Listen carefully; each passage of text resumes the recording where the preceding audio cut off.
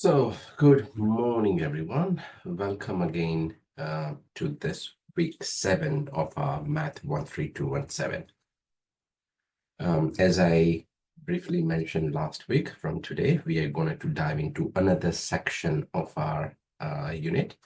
So today we will start with vectors. So the whole unit is divided into 3 sectors. So one is linear algebra, which we covered from week 1 to 6. For the next 3 weeks, we will talk about vectors and its applications. So that will be week 7, 8, 9.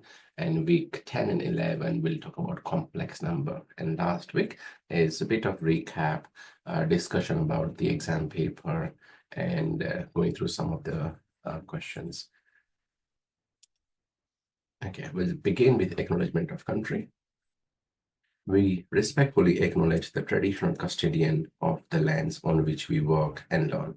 We pay respect to First Nations people and their elders past, present, and emerging, for they hold the memories, the tradition, the cultures, and hope of Aboriginal and Torres Strait Islanders people. Aboriginal and Torres Strait Islanders people should be aware that this course may contain images, voices, and names of deceased person. Okay, so quick recap of what we did last week. So that was a final week of linear algebra. So we went through some of the technique of solution of linear system of equation using inverse of a matrix. So AX is equal to B and then X is equal to A inverse B. Gauss elimination, where we obtained the solution by reduced row and use the back substitution, and Gauss-Jordan, which is helpful in solving the equation as well as finding the inverse of the matrices at the same time. Okay, so let's keep going with our next bit. Let's begin with vector, what a vector is, and everything. So before we go into the definition and all that part, I would like to talk about vectors, okay? So majority of the things that we see, they are scalar numbers. So the whole set of quantities or items or phenomenon, they are divided into scalar and vectors, okay? So what is a scalar? So scalar is the quantity which require only one physical dimension to talk about it, just its value, okay? For example, temperature. Right, so when you talk about temperature, we don't need anything else. So what's the temperature? Obviously, the temperature is right now 28 degrees or 25 degrees. If you are living in Melbourne, it's even colder. Say it could be like 15 degrees or something, but that's it. We don't need its direction. We never say in which direction. Another example of scalar quantity is your height. What's your height? 175, 180, 165, 160, whatever. We never add one more dimension of which direction, okay? But when you talk about velocity, again, you won't like the velocity. Let's talk about force, because velocity is not very clear in our mind. Sometimes many students get confused about. So let's talk about force. Let's say I'm holding this glasses case. I'm applying some force, right? I'm applying some force, like I'm applying some pressure on it, some kind of force energy, right? But I'm looking at it and it's not moving, right? Then the obvious question is, in which direction are you applying force? So let's say is on a surface like this. The moment I push it a bit, it's going, and it may fall over if I apply more force, even a slightly bit of force. But if I'm applying a force on the top, it's not moving, because I need to be very specific in which direction I'm applying the force, okay? Another example is speed and the velocity. Speed is fine, we just talk about its value. But when it comes to velocity, right, we attach the direction with it, So I was traveling at 20 kilometers per hour. 20 is a very small number, but let's, a busy area or something, 80 kilometers, let's put it that way, a decent number. I was traveling at 80 kilometers per hour in the north direction. So there we are specific about the direction. I'll give you one more quick example before I go into definition. So it's very important that you know the magnitude, the value. The magnitude is a mathematical physical term, value in a common term, along with the direction. So I'm not sure how many of you are reading the latest news, but there was something that a comet is going to strike Earth in 2030 or 32 or some other time. I think it's the later end of 32 after Olympic is done in QLD. And so we need to know direction, the direction the object is traveling, right? If it was going in some direction that is going away from Earth, we are not concerned about it. But if it is traveling towards Earth, then we know exactly its projectile motion at which particular time and day, the exact location with its direction, where it's going to hit. Okay, so that's a bit of about magnitude and direction. Now, it doesn't end with two coordinates. So what is a vector? It has two coordinates, the x and y thing, right? Both are real number, but when you put them together in an ordered pair, you have seen coordinate geometry in our high school, right? Or secondary education. That's what the vectors are. Okay, this is one or the another representation. Okay, but we also seen three-dimensional vectors when we talk about x, y, and z. But it doesn't end there. It could be four-dimensional, could be five-dimensional, it could be n-dimensional. One of the example of four-dimensional vector is CMYK printing system. Cyan, magenta, yellow, and black. Okay, any printed picture that you see is always made up some random combination, which we call linear combination of vectors. You know, I mean, it's an interesting thing because we never put so much of application with the vector, and that's why it's, oh, where do we use vector? But it's just that we are not aware. So I know all of you are already a teacher or will be a teacher. So when you're teaching this concept in the classroom, just make sure you put more application to it. So whenever you're a student or even yourself, when you go into office work and you go for like Kmart photo printing or wherever you go, right, you will only see this four printer color. And any picture that you can think of can be made with the combination of such a vector. They are the vector in four dimension. Okay, right.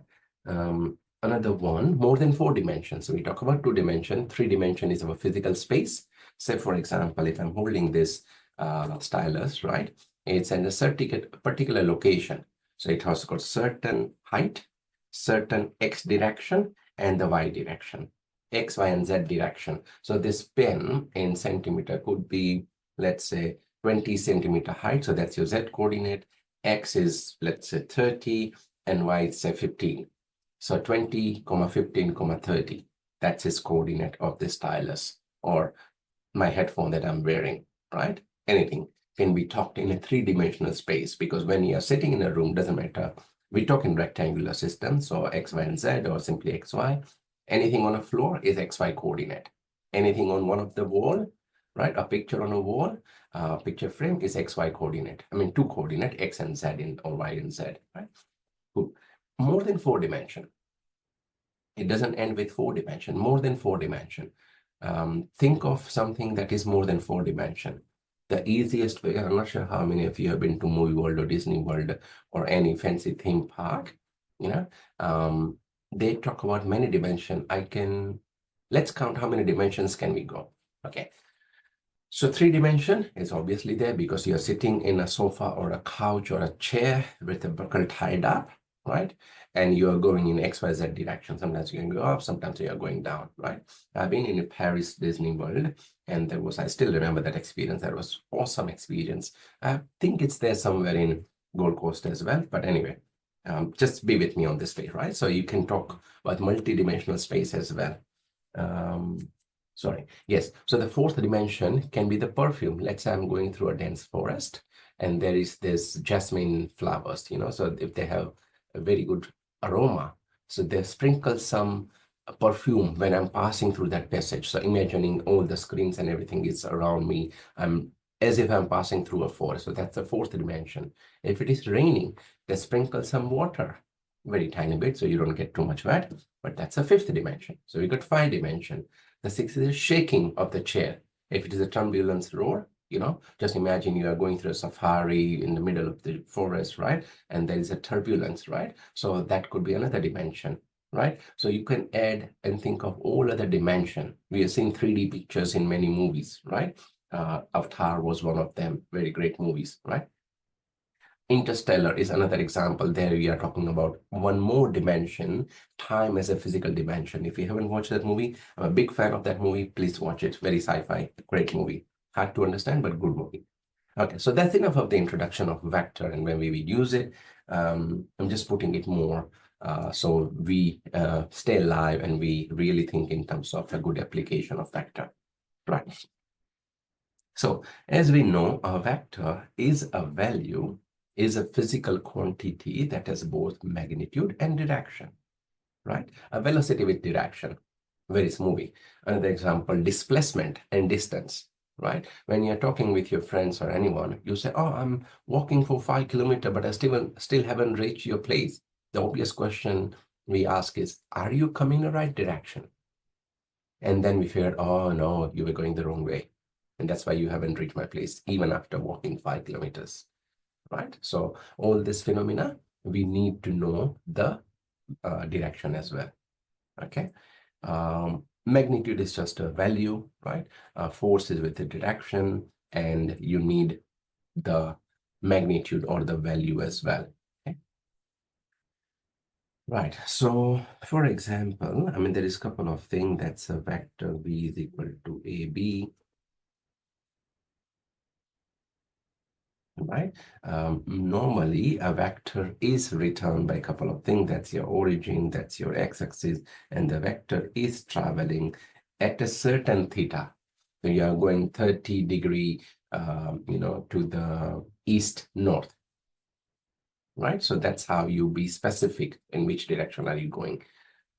All the bearing, all the radar, right? They are at a particular direction from northeast, north-south to that point. Okay.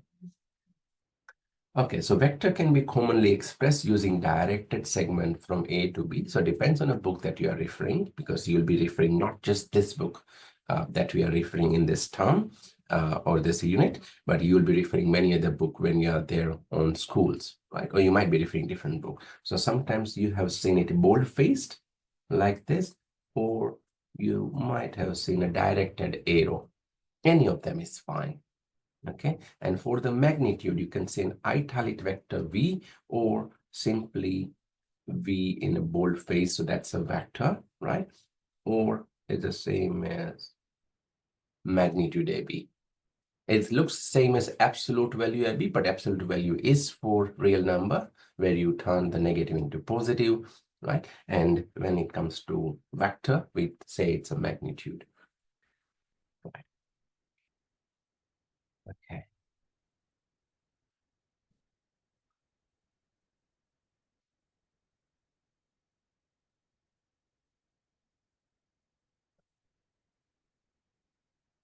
Put some example, which I'll bring it on a screen a bit.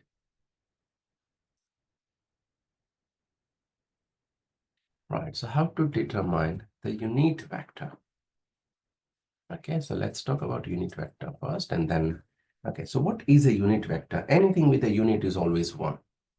It can be 1 centimeter, 1 meter, 1 kilometer, 1 mile, 1 light year, very long distance, by the way.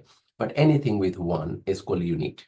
Okay, so if a vector has magnitude 1, such a vector is called a unit vector, and is commonly used to represent direction of other vector. So it's kind of a neutral role. So it's used in many examples, right?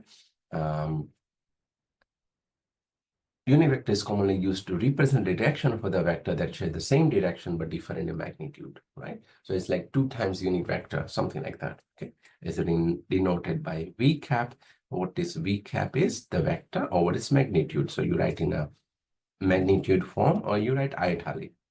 Okay, so generic vector, if you wanted to find this vector v, this is multiplied. The bottom v, remember when I say magnitude of a vector, you should always come up with a one-dimensional element. There is a member of R. Okay, I'm sure you all know what is R, the set of all real numbers.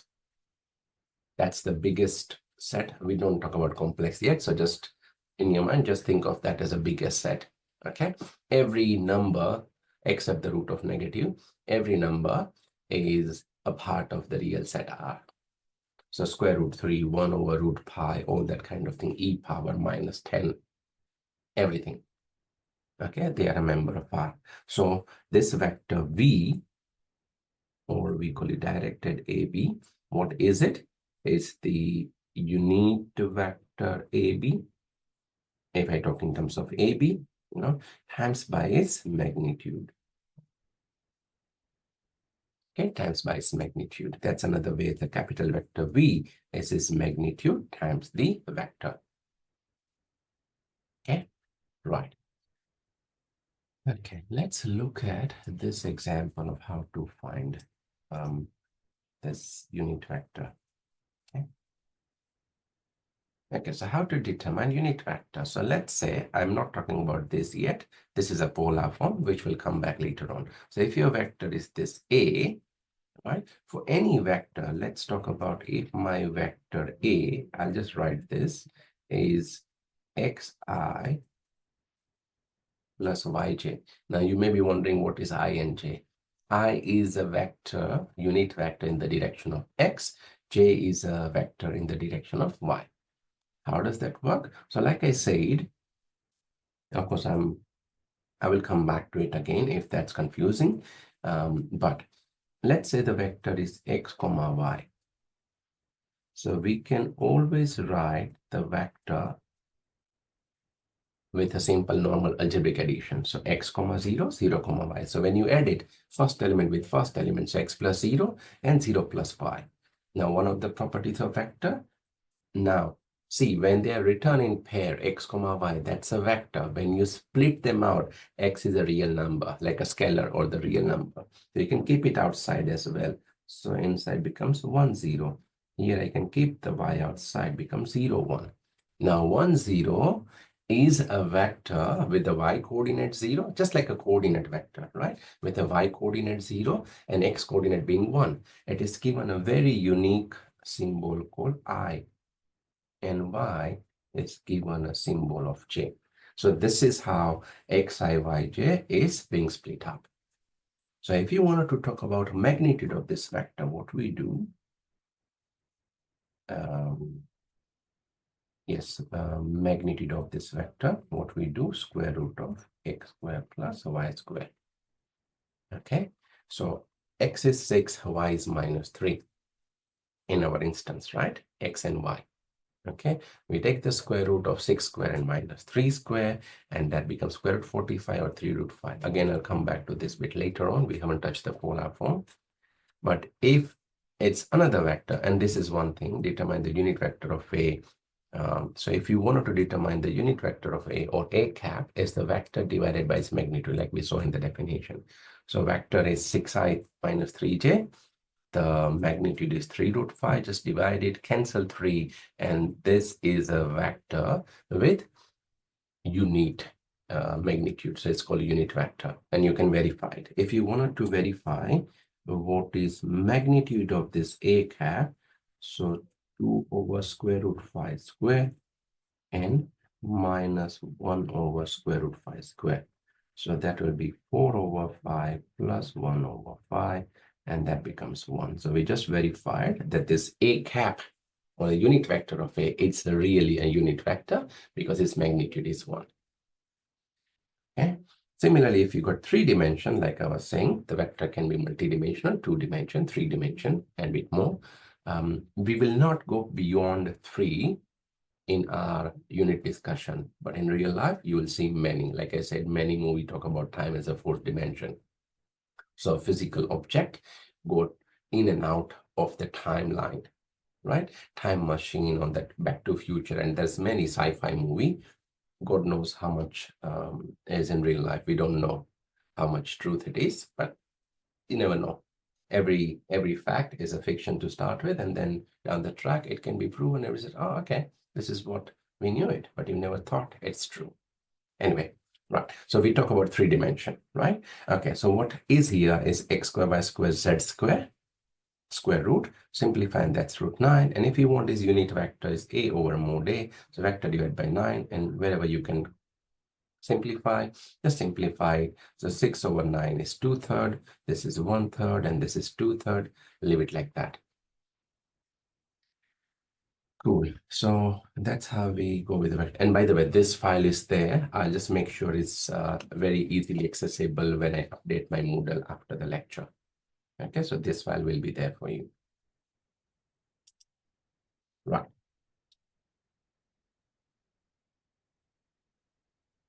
Okay. So again, we are coming back to the same thing. A plane vector can be represented either in a polar form, right, with the magnitude and the theta, right, or in the rectangular form, that is a XY form, which we just saw. Okay. Sometimes you don't need to know the exact coordinate of the point, right? You just need to know the direction and its magnitude.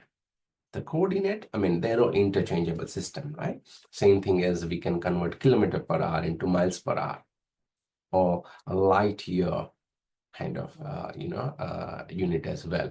So it depends on your requirement. You play with one or the other, centigrade and Fahrenheit, right? So that's all the very different system of units, but they are interconnected from one to the other. You can hop in and out wherever you want. Okay? Right. So if I talk about this one, the polar form is v comma theta. V along with the theta. V is the magnitude. If you can see, is italic. Italic means is a scalar value or the magnitude. Okay, and the rectangular form is the xy form. So just for convenience, we are writing vx vy to reference that. That's the width vector v. Okay, so vector v is vxi vyj. Okay, now again vx, that's this x component. Okay, because that vector is here, vx vy, same as your 2D coordinate system. If you talk about a and b, a is the x component, b is the y component, right? How far it has traveled in the x and y direction, vx vy. If I can draw a line, then here I'm talking about a right angle triangle with this angle theta. This is vx, this is vy. There comes our trigonometry. Okay, so SOHCAHTOA rule. I wanted to introduce cos and sine both. Okay, so how will I talk about cos theta?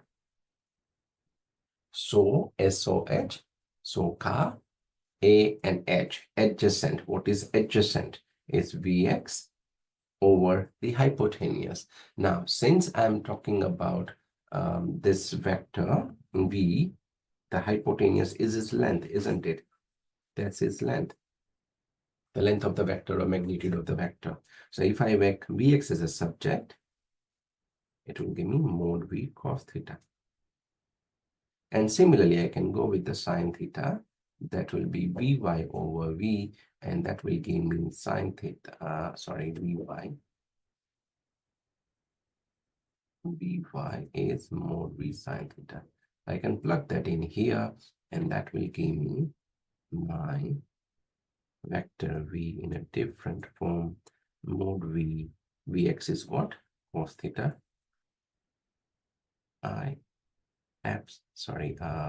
Magnitude of V sine theta j. Now, if you want, you can keep the V outside, but there we are connecting your rectangular system with the magnitude and theta form. In a simple terminology, it's also written as V and the angle theta. That's the same as we are talking here. V and the angle, right? So we are bringing in trigo because whenever right angle triangle is there, trigo is always there. Is all physical dimension, x and y, a and b, right? So we can always talk about it. And this is the same thing happening on the next slide as well.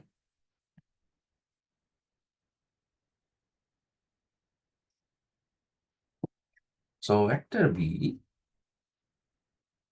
in the rectangular form is decomposed into its horizontal component, the x-axis or the vx, and the vertical, the y component. the vector, unit vector in x and y are denoted by I and j. So what is I? Depends on what system you are talking about.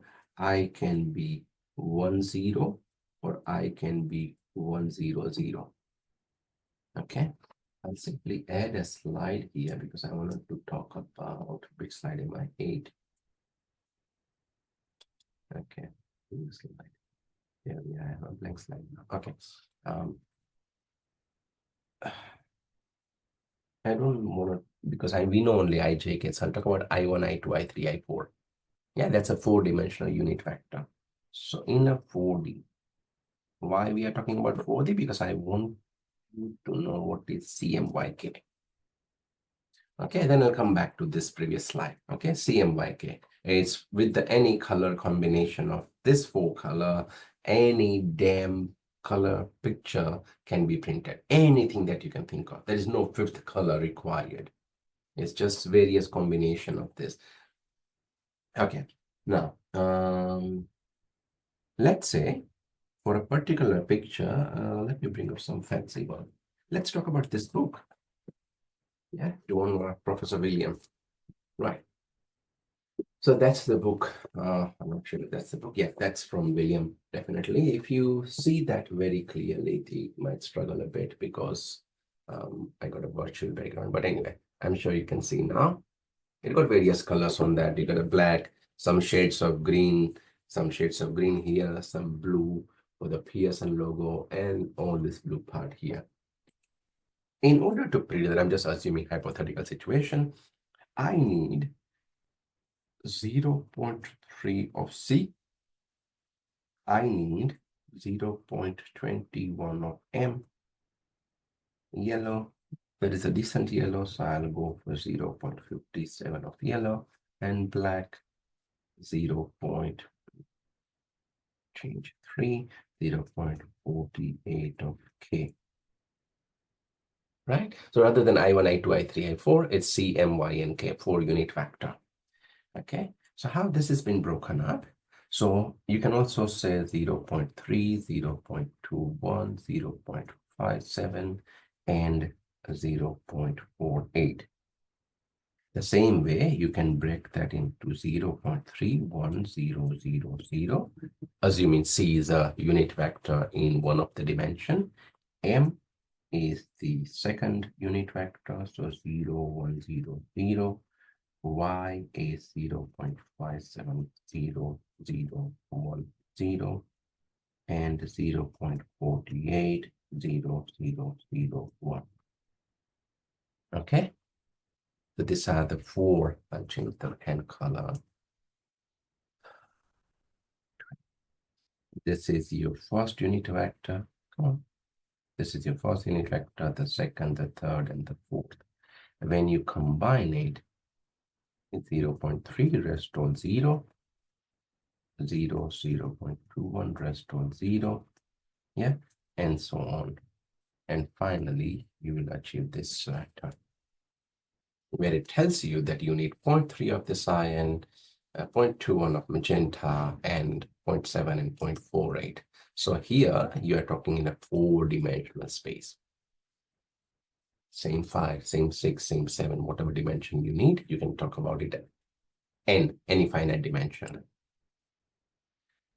Okay, coming back to here. So this I can be 1, 0, can be 1, 0, 0, depends on which dimension you are talking about.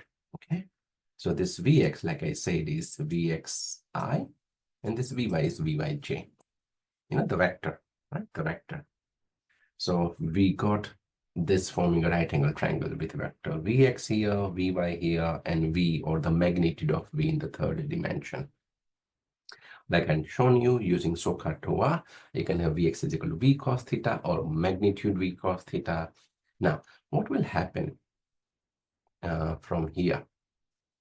So if I say Vx square Vy square, this mod V, I'll just prefer to write it rather than italic, because in real writing, it's very hard to go with italic. So stick with one notation so you know what that one is. I'll have this here. So what is that? Magnitude V squared cos square theta plus magnitude V square sin square theta. And we know how cos square and sine square work together. Cos square plus sine square is 1. We are left with mod v square. And this is what we got. So if I want magnitude of v, it is a square root of vx square vy square. Okay, now tan theta. If I take the ratio, vy over vx, tan is more popular than cot. So cotangent or cot, which is reciprocal of tan, many of us is not very comfortable or convenient when it comes to that. So we'll just stick it to sine over cos. So this get cancelled. So tan theta is vy over vx. And therefore, you will have your theta is equal to tan inverse or arctan of vy over vx. So this is how you find the theta. Cool?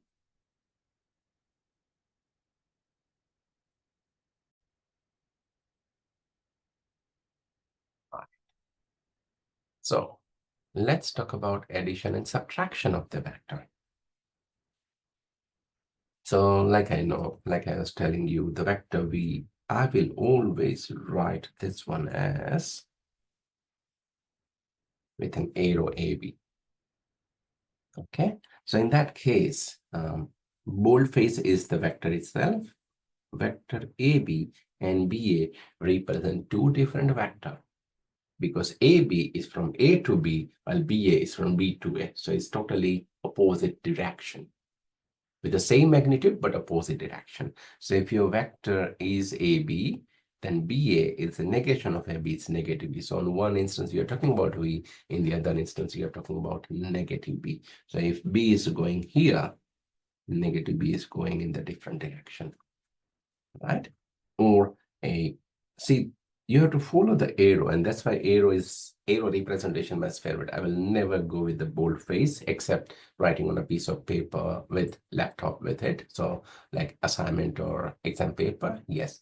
But this is what I would always prefer. So that's your B. So from A to C is minus B. This is minus B, and this is your vector B.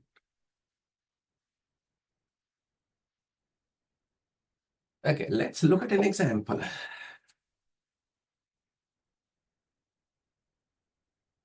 A plane vector is drawn from the origin of the Cartesian system. So René Descartes, who invented this Cartesian system, to order to honor him, he given this name. We are not honoring him. We are just taking what he invented, right? So that's the XY plane, 6 and 8. What it tells us, X direction, the vector has traveled 6, and from there it has traveled 8 kilometers north in terms of the vector. So this one is 6. So this point is 6, 0, and then that is being added. So that's a 6, 8. This is 8j in the same direction, right?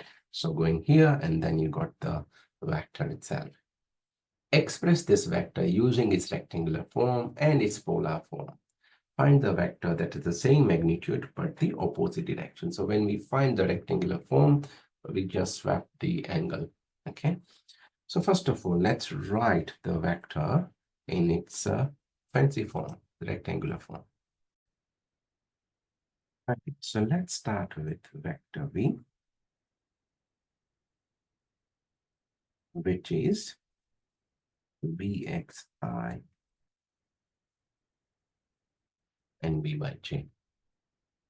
In other instance, it is 6i, 8j, because 6 is the x, 8 is the y.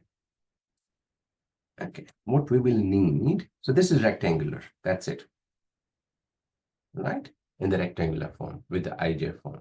Okay, what we need is magnitude. So mod v, which we know is vx square, vy square, that is 6 square plus 8 square, 36 plus 64 is 100, and its square root is 10. What we need is tan theta. So that's one part. We are going with the other part. tan theta is v1 over vx, or 8 over 6, or 4 over 3. So your theta will be arctan, or tan inverse of 4 over 3.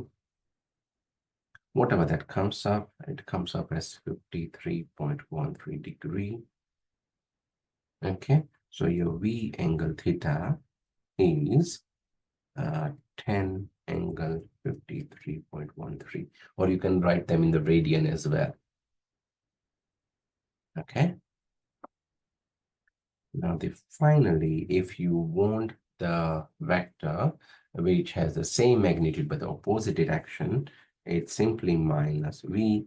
So minus 6i minus 8j in the Cartesian form. If the vector is going this way, you swap its direction. So you are adding 180 to it. Okay. So in the polar form, in the polar form is 10. 180 plus 53.13, and that is 233.13, or whatever that comes up as. Okay, right. I totally get that if you're absorbing your time, if you're taking your time to understand what's happening here, because it's a bit different from linear algebra, or I would say completely different from linear algebra, what we just were thinking in our mind. I'm not sure, like I wouldn't know on top of my head that what portion of vector you would have studied if you're not a specialist math student or math student. I'm not sure. But if you are doing it first time, please spend decent time to absorb all this fact. And that's why I was putting more context of real life to it. So you can think vector more clearly. No? Okay. Do some practice. Because honestly, there are 2 questions out of 5 questions. So 20 marks out of 50 for the final exam for linear algebra, 20 for the vector, and 10 for complex number. Right? So there's 30 marks that are dedicated to this portion for which we are going to discuss in the next 5 weeks. Okay? Linear algebra is very simple. Everyone likes it because it's simple enough. Okay, so please make sure that you are with me in all the subsequent topic. We get a lot of feedback, students saying that, oh, I'm not teaching the secondary maths and I'm still learning it. Next time you'll have something called differential equation. Again, bit intense topic. Unfortunately, I don't design the curriculum. I just teach them. But we have taken your feedback and we are working on it. So pretty soon, you will see some new unit, and this unit will be optional only to those who really wanted to teach specialists in math. But for now, it is what it is. And as I said, I don't have a control over the content of the unit. I can make it easier to explain, and I think I'm doing that decent enough, well enough. But again, if you have any concern, pass it to me. I'll pass it to the upper management. But we have taken that feedback on board. So before you think of it, it's something that I may not be teaching. But yeah, for now, you have to learn it since it's a part of your unit and move along with it. Yeah. In week 12, I'll tell you how you can be sure that you are crossing the boundary line. But for that, please make sure you are getting maximum mark in assignment 1 and 2. Assignment 1, I think, is due tomorrow, unless a prior extension is sought.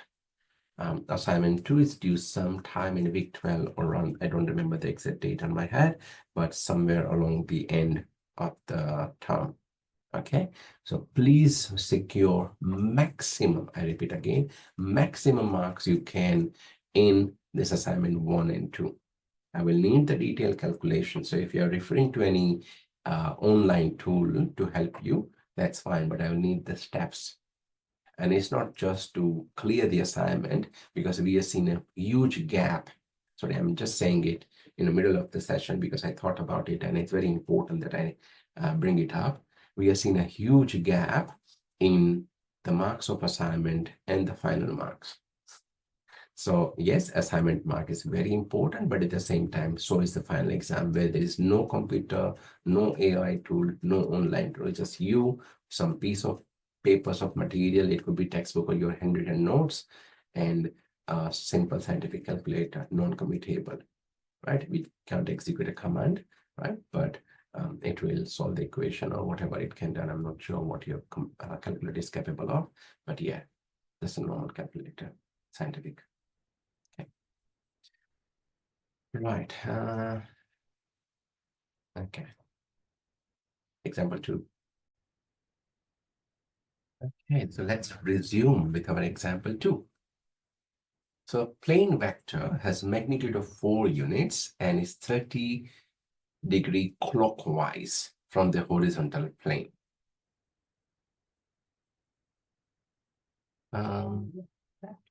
Okay. Express this vector by the means of polar form and rectangular form respectively. Draw a diagram to show this vector in the Cartesian system. So what happens? If you can recall from your basic trigo, anti-clockwise is always considered as the positive direction. So when we say clockwise, even though we like to see things clockwise, flowing nicely like 12, 1, 2, 3, but in terms of the vector or the angle, we'll treat it as minus 30°. Okay, so we got the magnitude, we got the angle. That's what we need, right? Okay, so let's get started. So if I had to draw that vector from a rough sketch, it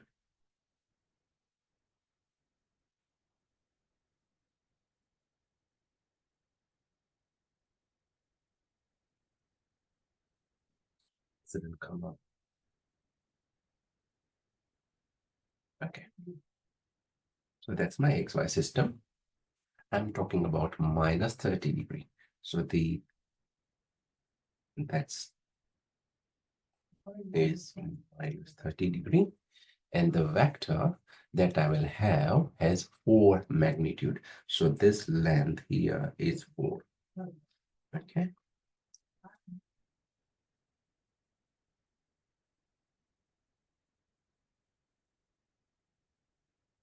Okay. So as usual, the x component is Vx cos theta, the y component is Vy psi theta. That's it. You're pretty much done with it. That will give you your x and y component, and that's your vector in the Cartesian system. Okay, so let's write a bit. Okay, so the magnitude of V is 4, the theta is minus 30°. So the polar form of the vector is mod V and the theta.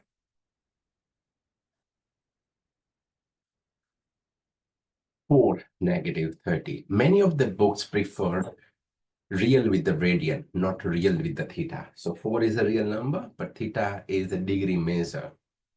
If you convert that into radian measure, that becomes kind of a real number because radian is in terms of pi and pi is a real number. So many books will strictly tell you to write this as pi over 6 and just keep an R there, R for radian. So in previous example, we had 53°. I think 57 is 1 radian. So 53° could be like 0.95 or whatever radian. Okay, so many book insist that you write in radian. So when you do that in the previous example, right, over here, this thing here, or here as well, right, they would want you to write 10, 0.95 radian, right, or something like whatever that comes up, yeah.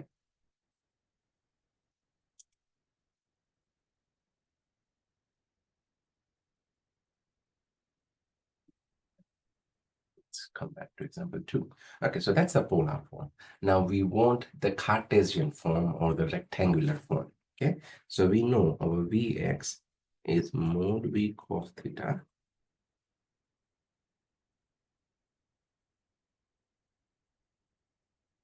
The mod V is 4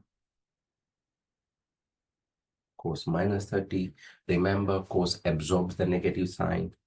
So simply cos 30 and cos 30 is root 3 over 2. So 4 root 3 over 2 or 2 root 3. Okay, Vy is mod V sine theta So 4 sine minus 30, sine throw out some minus sign. So that's -2. And that makes sense because the vector is in a fourth quadrant. If you look at quadrant 1, 2, 3, 4, right? Fourth quadrant, the coordinates are x is positive, y is negative. It's going negative y, isn't it? So x is positive and y is going down. So that way also your vector does make sense.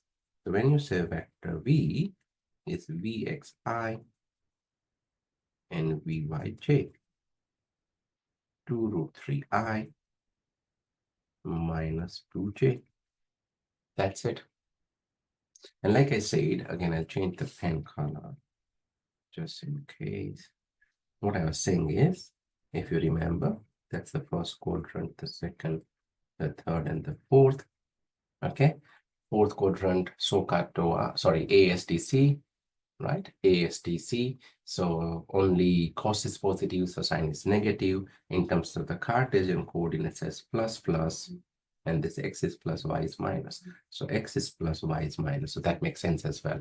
So this is how you can cross-check what you are doing. Okay. Cool. So that's what we needed. Our question says draw a diagram. Yes, we've drawn it, right?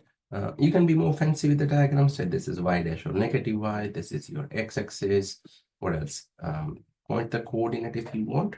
So this is 2 root 3 and -2. Yeah. And I think that's it. If you want 0, 0, yeah, you don't need anything else. Further, if you want, this is 2 root 3i minus 2j. Yeah, that's it. You can put some detail to in it just to express that you know what's happening. And it's good for you as well, not just to express, but for your own, learning as well. Right. It's done with here as well, just to give you a nice printed figure. Okay, so this is 2 root 3, the x part. This is, 2j, or we can say minus 2j. Yeah, don't treat it like minus minus kind of thing. It's 2j going down or minus 2j. It's the same thing, just for the direction purpose. Yeah. Okay. Next we talk about is addition and subtraction of vector. So I'm not sure how many of you will recall, but this is the same thing I was saying in terms of the matrices. So whenever you introduce a new set of system, matrices were linear algebra, not normal algebra. So normal algebra is 2 plus 3 is 3 plus 2. 2 times 5 is 5 times 2. But 2 divided by 5 is not 5 divided by 2. Not same. So many of the rules in real algebra or the abstract algebra, normal algebra will be hold true. Not all the rules that you think will be true. Same thing goes with the linear algebra. With the matrices, A times B is not same as B times A. Right? Matrix multiplication is non-commutative, but matrix addition is commutative. So A plus B is the same as B plus A. Okay, so properties of vector.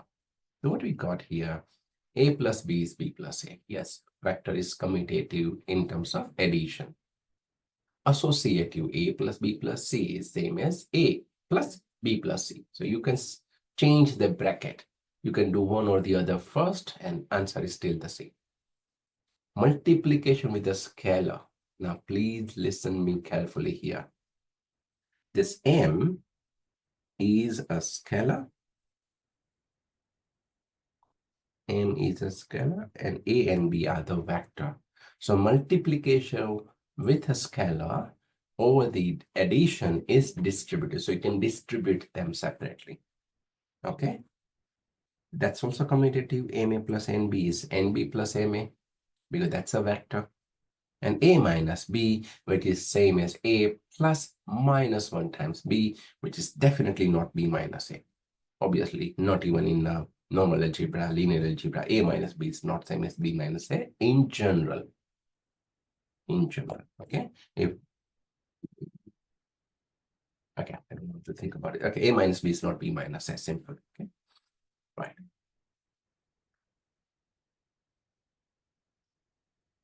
Okay, so let's talk in terms of the xy coordinates or the n vector, right? So you have x1, x2, x3. x1 and x2, if you're only talking about two dimension, x1 and x2. If you're adding the third dimension, x1, x2, x3. If you're adding the fourth dimension, like a time as the fourth dimension, or the CMYK system which I introduced, so x1, x2, x3, x4. Or the theme park experience where I told you about, right? Where there's multi-dimensional, the shaking of chair, the perfume, the rain sprinkle, or the echo sound that you hear, right? All that kind of thing. Then you are adding more dimension to every bit of it, right? Okay. And again, the sound coming from multiple directions, the sound coming from one direction. It could be sound SX, sound coming from the vertical direction, sound SY, something like that. I'm just thinking how you can take it for the longer dimension, n-dimensional in general. Okay, so what happens here? This x is addition of all this x coordinate, and the y is addition of all this y coordinate. And it pretty much follows the same thing, right? If polar form v and theta, v is the same, x squared plus y squared, x is a bit of this, so you replace it back here and square it, and theta is arctan or tan inverse of y on x. The theta is still the theta. Okay. I'm sure most of you are familiar with the sigma notation, which you had done it last year on top of my head. But if not, how is it read? The sigma means the sum or the addition. It starts with k is equal to 1 going up to n.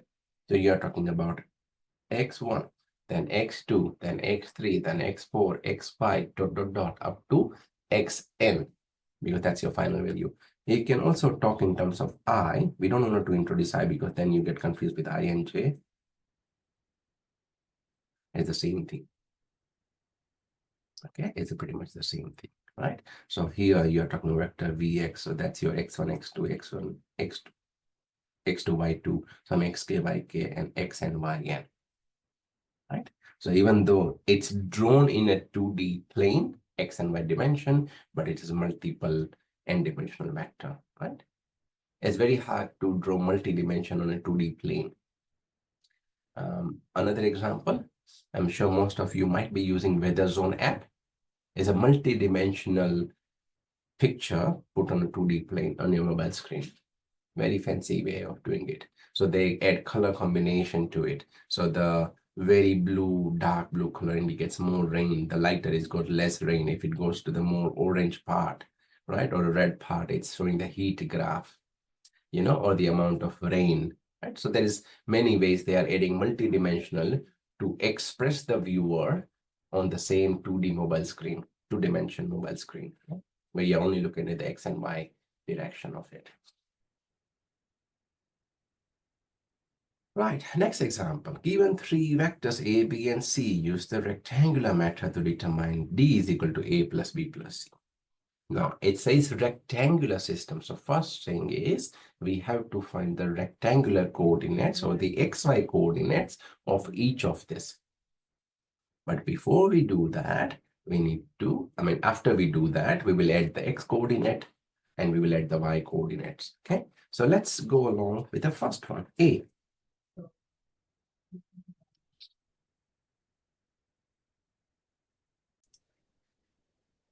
That's right. So AX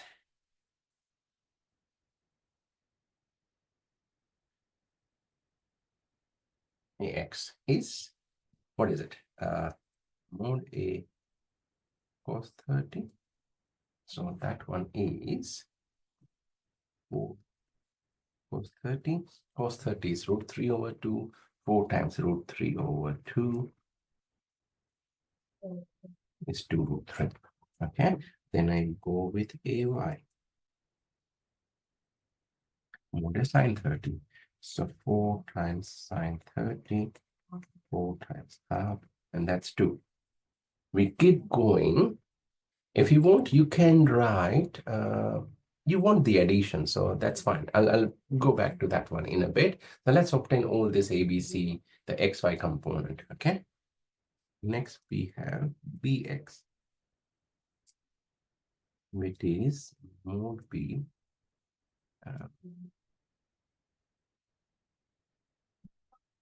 cos 150. So 3 cos 150 Now, cos 150, I'm not sure how many of you remember, that was your year 11, a bit earlier as well, it could be year 12. I call it three-step rule. The way you obtain is think of the quadrant. So 150 is in a second quadrant. So you'll definitely have a minus sign there because cos is negative, ASTC, right? 150 is 180 minus 30, 180 minus theta, second quadrant, and that will give a negative cos 30. Okay, and that will give you minus 3 root 3 over 2 by. Don't worry too much. Your calculator would be able to give you this value. But I want you to do it on your hand as well. 3 sine 150, sine 150, sine 180 minus 30. So that's technically sine 30. Again, ASTC. ASTC has many ways of remembering it. Old school to college, old station to central, after school to college, old silver teacups, like many ways. Yeah. ASTC, first, second, third, fourth quadrant, which you would have learned in your first year maths of this course as well. So that will be simply 3 over 2. So that's your bx by. Now I'll go cx by. So 2, sorry, keep coming. For 300. 300 is 360 minus 60. Fourth quadrant, cos is positive. So that will give you cos 60 only. And cos 60 is half. And that's 1. Okay. And cy is 2 sine 300 2. Sine is negative, again ASTC, only cos is positive, and it's reciprocal sec, of course. So this will be minus root 3, 2 and minus root 3. Right, so we got all the xy component of our vector. Now, if you follow what we just learned here, if there is a vector addition, the x is like all the x being added together, right? X is all the x being added together, y is all the y being added together. We just want this to, because we are looking at the rectangular form, right? Or the Cartesian form here. Okay, so what we will do is, what is the vectors? Capital X is ax, bx, and cx being added together. Ax is 2 root 3. This is root 3 over 2, yeah? And this is plus 1. Just put this number in calculator and simplify it, and it will tell you 1.866 or 87. Similarly, capital Y, which is ay plus by plus cy. Ay is 2. This is 3 over 2 minus root 3. And 1.7679 or 1.77, 2 decimal place. Okay, now my vector D is vector A plus vector B plus vector C. Okay, now vector A, I mean, this is how it works. I'm just breaking it down. AX, AXI, AYJ. Okay, sorry, I'll just write it. Okay, what is my B? Is BXI, BYJ, and CXI, CYJ. Now remember, I can open up the bracket and pair however I like because it's association rule of vector. Okay, so I'm pairing AX, I, BXI. I mean, you don't have to go this far. You can just simply pick up from here, 1.87I, 1.77J, and that's your answer. Right? I'm just going a step in detail so you understand why they are added together, right? CXI. Similarly with the Y, AYJ, BYJ, and Cyj. Okay. So that will give you Ax, Bx, Cx with I, and Ay, By, Cy with J. Is the property where you can multiply with a vector and scalar, the m thing which we just saw on a property. Now I got this value as 1.87i, and this one is 1.77j. That's it. Like I said, you can straight away be here and get this as a final answer. The question was asking, use the rectangular method to determine a plus b plus c, and that's what we did. Now, if you wanted to go a bit further, what you can also do is go with the rectangular to polar form. So go for mod d, which is square root of 1.87 square, 1.77 square, and that comes up as 2.57, right? And the angle, which is tan inverse of 1.77 divided by 1.87, okay? And that comes up as 43 degree 45, right? So vector D is 2.57 and the angle is 43.45, or you can convert the angle in the radian as well if you want. Yeah, you don't need this, and that's why I changed the font color, but if you want, it's there. Cool.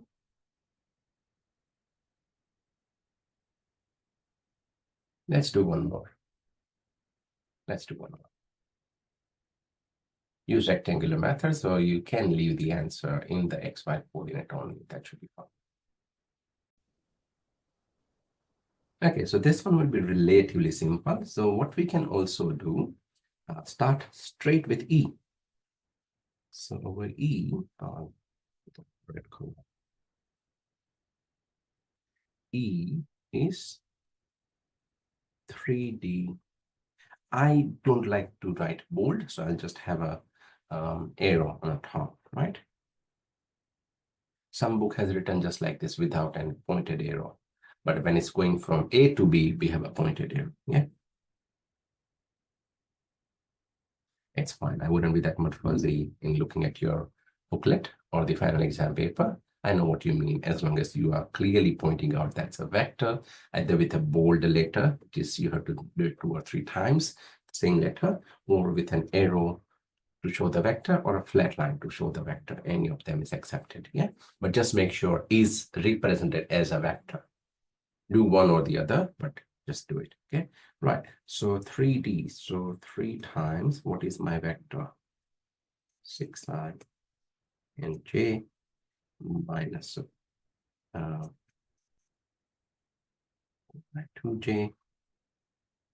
minus 3i minus 5j plus c, so minus 5i minus 4j. Okay, I'll multiply all the numbers. So that one is 18, right? This is minus 4, this is minus 3 and minus 5 with I. Okay, with the j is 3 minus 2 minus plus 5 minus 4j. Okay, so 18 minus 12, that's a 6i, and this is 8 minus 6 plus 2j. That's it. This is my vector E. Again, you can go one more step if you wanted to.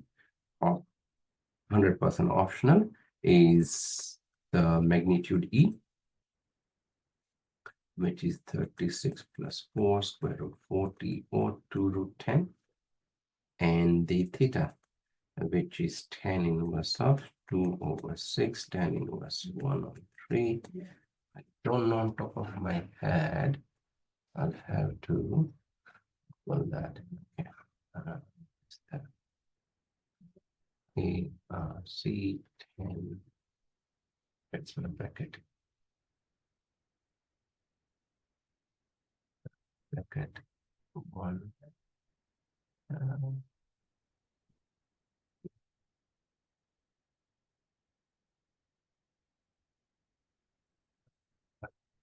and that is 0.32 radian. Okay, so the vector E can be written as 2 root 10, and angle is 0.3218 radian. Yeah, or you can go with in terms of degree as well. I mean, this is extra bit, so don't worry. Yeah, cool. Let's keep going. So this is where the physics part comes in. It's scary for many, and it's fun for many others. So depends where you are, what you have done in past. It will be really good support, or it can be a biggest hindrance. Anyway, I'll help you where I can. So a block with a mass 51 kg is static on an inclined plane of 30 degrees. How strong the friction is.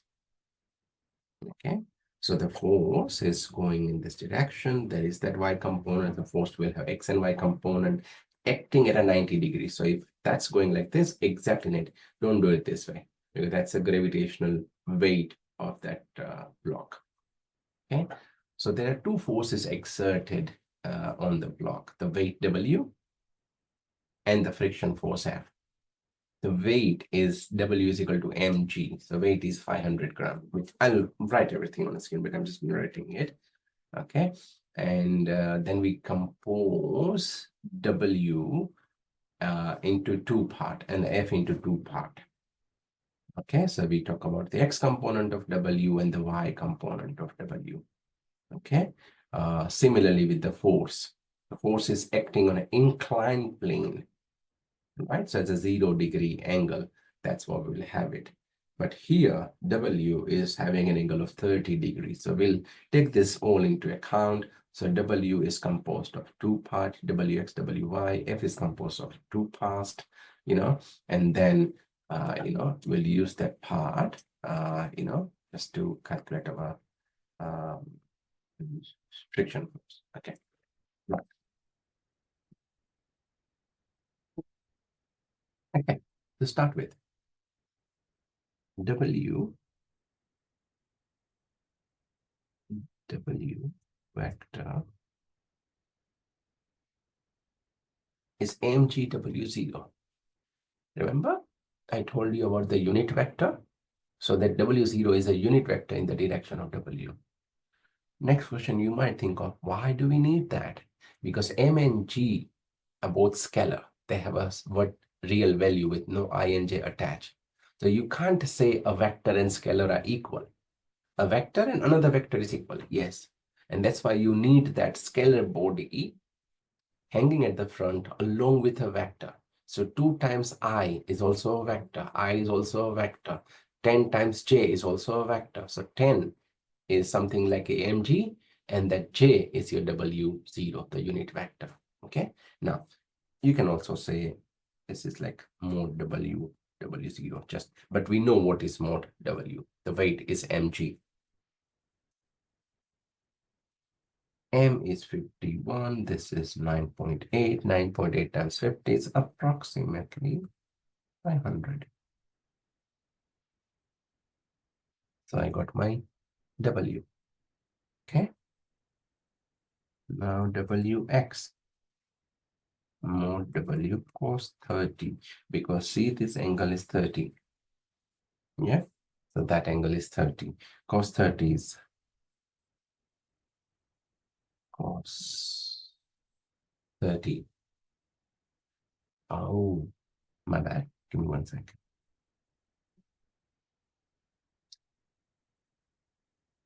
There, we will go with sine 30. Or you can say cos 60. Let's put it that way. Yeah, because that's going up here. So if you go for that being a 30, the angle with the inclined plane, that's what you are looking at. The angle with the inclined plane, right? So let's put it, so that's always 90, so that's 30, right? You don't want to talk about the angle up there with the horizontal plane, okay? Right, so let's put it this way, 460. So that's a 500 cos 60 is half. So that will become 250. Wy is sine 60, and that is 500 root 3 over 2, 250 root 3. So we've got our x and y component. Now for the force, the F is Fx force. What is the angle? It's parallel to the x-axis. So it's at the x-axis, you can see that. And that will be treated as, what do you say? That will be treated as 0. Yes, 0. I and Fy, Fy sine 0 j. So it's going in this direction. Yeah. So cos 0 is 1, so that is simply Fx, and sine 0 is 0, so that's gone Fx and I. Okay. Fx, or you can just say mod F. Yeah. Okay.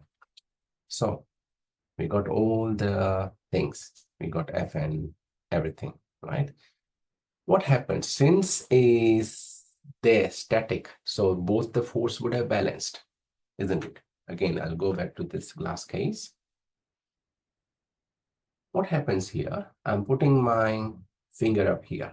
So the force exerted by my finger is holding this, is stopping from a free fall. So I can say the force exerted on the case is equal to the gravitational force. The moment I take my hands off and leave it, it will fall down because of the gravitational. So if it is static, staying up here, that means both the forces are in equilibrium in physical terminology, in physics, but we can say they are equal. Okay, so let's do our next bit. All right, let's add W first. So the vector W is Wxi, Wyj. Okay, so that's 250I,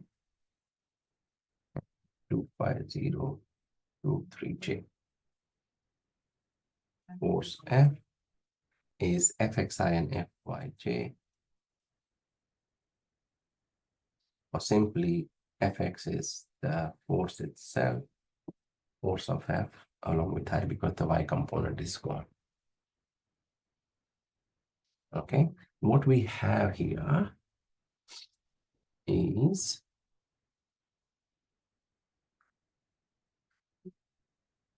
the x component.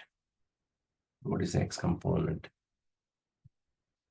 They are the same. So that has a 0 thing. So we don't account for this. We don't say that that is 0, plus the Fy. So, okay. Can I say if it is the same, my x component is the same?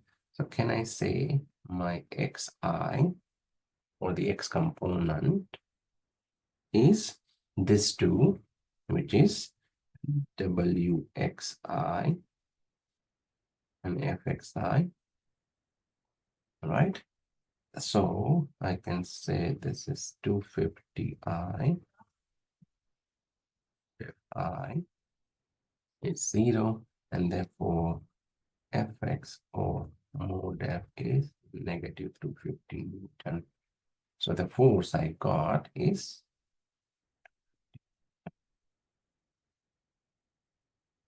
that's it. Just compare the x bit and we'll be fine. Yeah, well, that was a very simple question to start with. Just the forces have equilibrium, just compare them, and that will be the force, right? Next one.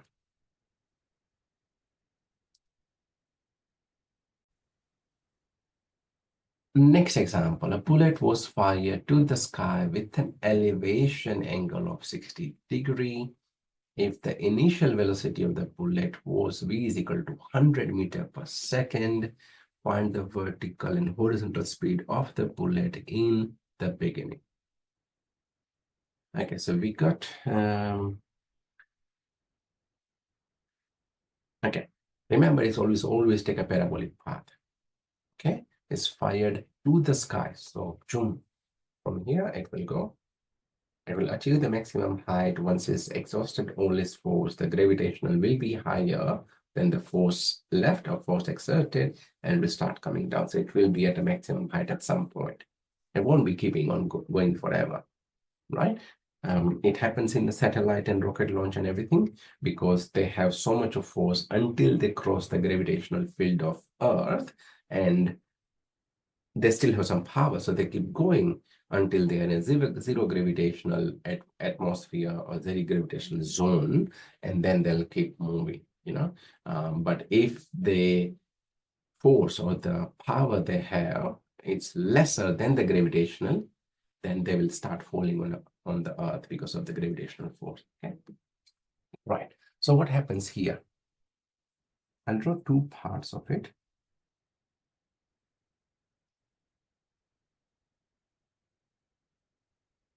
So a shot is being fired from here. It's going like that at an angle of 60 degrees.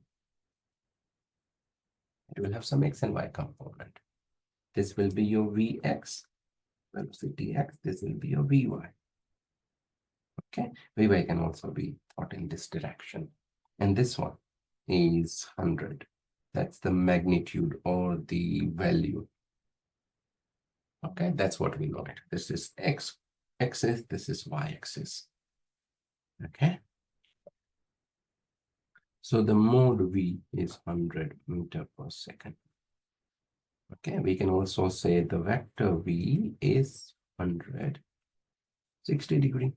So we can think of the x and y component. So Vx is 100 cos 60. 100 cos 60 is half. But that's 50. And similarly, Vy is 100 sine 60. That's root 3 over 2. So 50 root 3. Okay. Now, what happens? The velocity, right? The Vx and Vy component.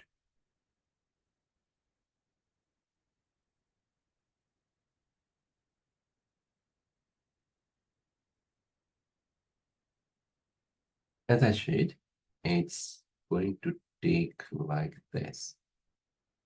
Okay, so it's going up, up, up, up, up.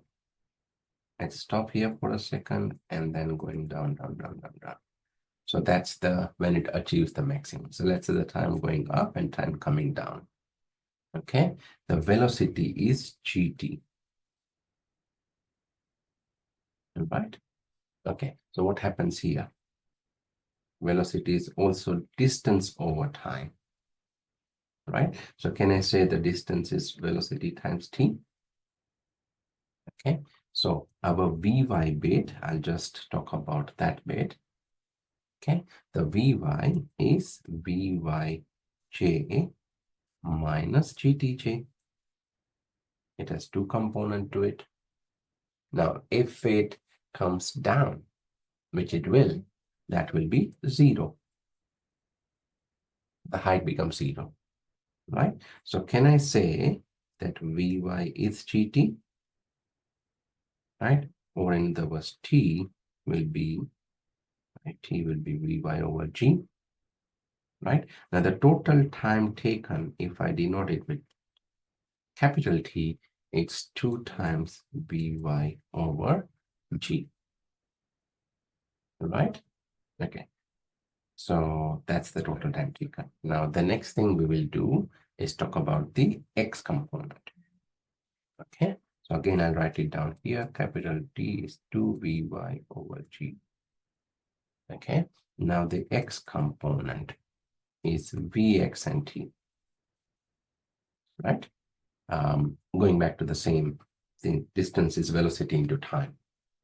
So if you want to take how far, it goes, okay, because you need to obtain the x and y component, as the question says, the vertical and the horizontal component. Okay, right. So again, the distance, just to refresh our memory, whenever I say velocity or speed, how do we find it? Distance taken by time taken, distance traveled by time taken. So it's d over t, doesn't matter velocity or speed. Let's denote velocity. So the distance is v times t. So that's what I'm saying here. Yeah. V in our instance is Vx, the x component, right? We have Vx over here, that is 500 that we obtained. T 2Vy divided by G. Plug in all the numbers that you have. 500 Vy. What is Vy? We got 50 root 3. I'm not wrong. Yes, 50 root 3. Sorry, Vx is 50, not 500. My bad.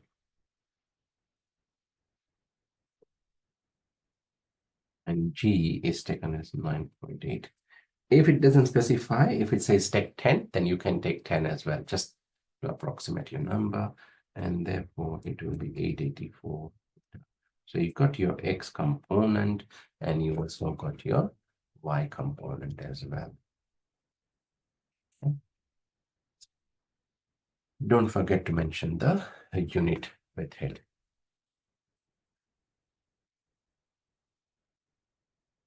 Okay. Next, I will talk the parallelogram method. Okay. So that's called addition of two vectors. So what happens if there is origin? If this is origin O, the vector A is going in this direction, B going in the other direction, then the parallelogram rule says the vector C is obtained with the addition of A and B. Okay, so that's your starting point, or we call it head. That's your call ending point or tail. This tail becomes head for another vector B, and that becomes your tail. Right? The head till tail head, this will go away, and from tail to head is what your addition vector is. Okay, we will apply our cosine rule here, because then we are talking about a triangle, right? And triangle for that vector C, we will take into account A and B as the adjacent angle, and the same cos theta formula, which is c square is equal to a square plus b square minus 2ab cos an angle, but the angle inside is pi minus theta. Okay, so angle inside is pi minus theta, and that's why that will convert into positive cos theta. So a square plus b square plus 2ab cos theta, and the angle is, because we already absorbed theta, so we are talking about phi, is arc sine of b over c sine theta. Again, the same thing, because of the angle inside the triangle. Okay.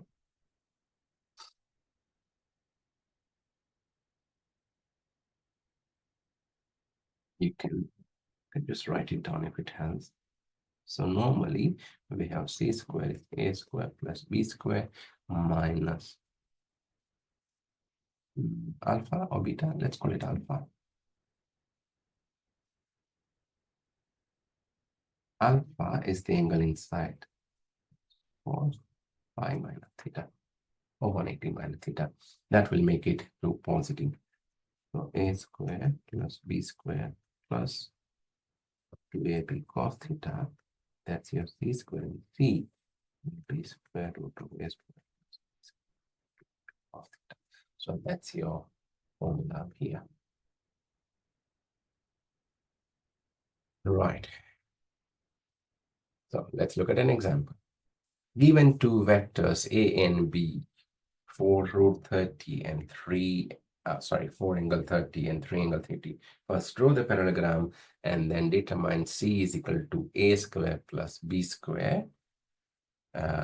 C is equal to a plus b using the parallelogram method. Okay. So that the angle formula is bit new if you haven't seen it closely. Arc sine, so sine inverse of b over c sine theta. Okay, right, let's do it.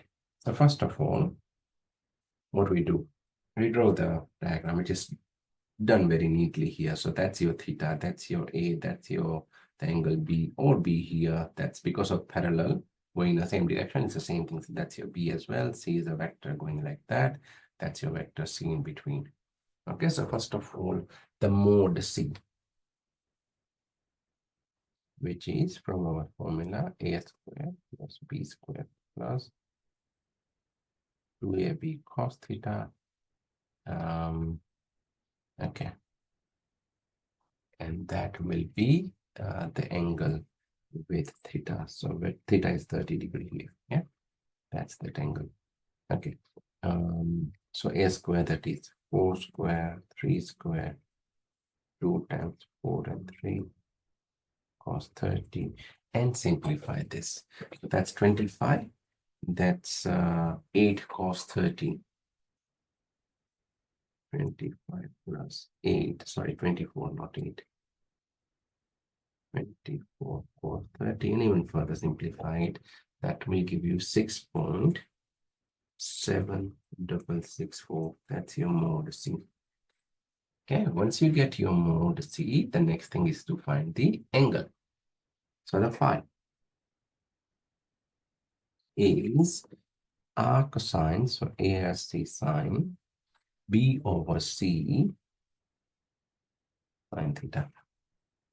Okay, again, I'll go back to that part, B over C. Yeah, B over C. So first you have to find the mode anyway, and then B over C sine theta.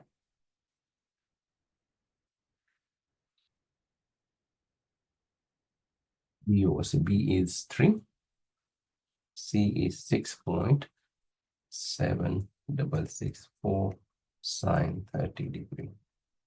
Now, one quick note here, never round off the number if you are going to use it again in the steps. That's called truncation error, rounding error. The more you use it, the higher your error becomes at the final answer.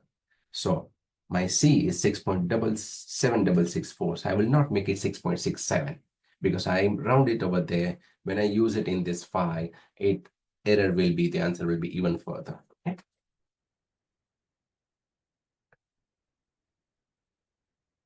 Sine of whatever that comes up as. I got the final 12.8. That's what I got. So my vector C is mode C, which was 6.764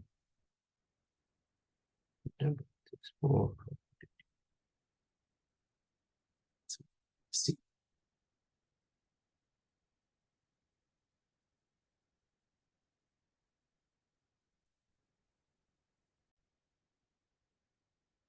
Right, so let's go to the next one. So if we have this addition subtraction of vector, so we talked about the addition, now we talk about the subtraction. So vector C is A minus B. So if it is minus, it will have a minus in the middle. But the angle phi remains the same. Okay. Let's look at an example of subtraction. It's pretty much the same thing except the value of the magnitude. So I think it's the same 430 and 360, isn't it? Yeah, 430 and 360. It's the same number, but we are talking about C is equal to A minus B. So only the mode C changes, right? And if mode C changes, obviously your phi changes. Yeah. Okay. So let's go to the mode C first.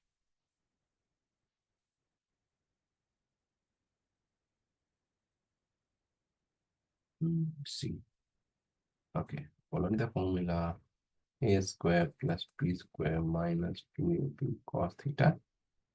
Plug in all the numbers. So 25 minus 24 cos 30, and simplify that. Rather than addition, it's subtraction. That will result in 2.0531.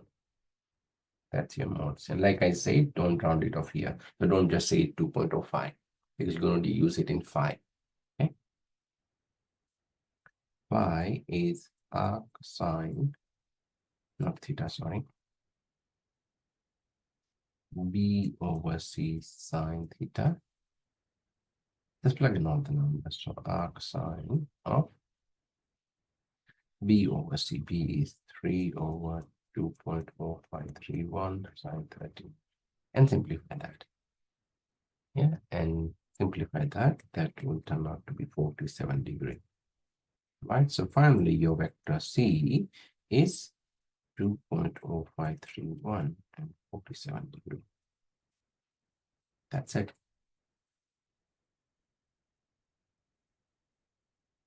Any question? And please get in touch. Otherwise, if no question, this is it. That's the end of our content. So thank you, and I'll see you next week. Take care.